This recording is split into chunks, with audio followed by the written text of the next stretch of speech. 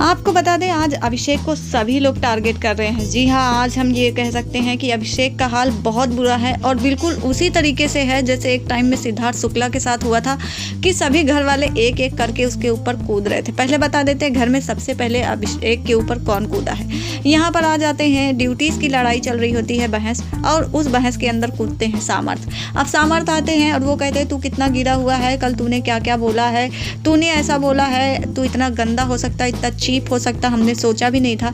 जिसके बाद अभिषेक कहते हैं देख मैंने बोला है, मैं अपनी गलती मानता हूँ, मगर तुम लोग ने पहले बोला है मुझे और उसके बाद मेरी तरफ से ये बातें निकली है, तुम लोग अपनी गलती तो मानोगे नहीं। सामर्थ बोलते हैं हाँ मैं अपनी गलती मान रहा हूँ, मैंने उसको जाके बोला है कि तू भी गलत थी, मैं भी गलत था और साथ में तू भी गलत है।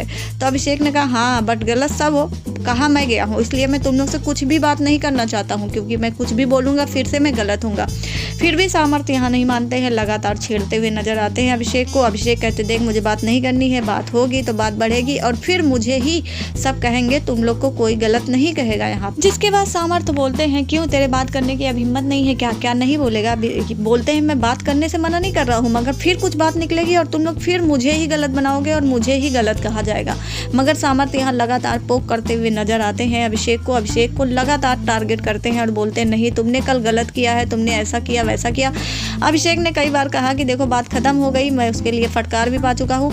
तो उसके बाद कहते हाँ देख तेरी मुंडी ऐसे झुकी हुई थी, जिस पर कहते हाँ मैं गलत था इसलिए मेरी मुंडी झुकी हुई थी, इसीलिए मैं मुंडी झुका कर रखा था क्योंकि मैंने गलती की थी। मगर अब मैं कुछ बोल नहीं रहा हूँ क्योंकि मैं नहीं चाहता हूँ कि मैं फिर कुछ बोलूँ गलत और फिर से मैं गलत साबित हूँ। मगर सामर्थ यहाँ चुप नहीं होते, लगातार यहाँ पर पोक करते हुए नजर आते रहते हैं अभिषेक को। और अभिषेक बार बार कहते हैं प्लीज़ बंद कर बात, मगर नहीं मानते हैं सामर्थ। जिसके बाद फिर इन दोनों के बीच में झगड़ा बढ़ता हुआ नजर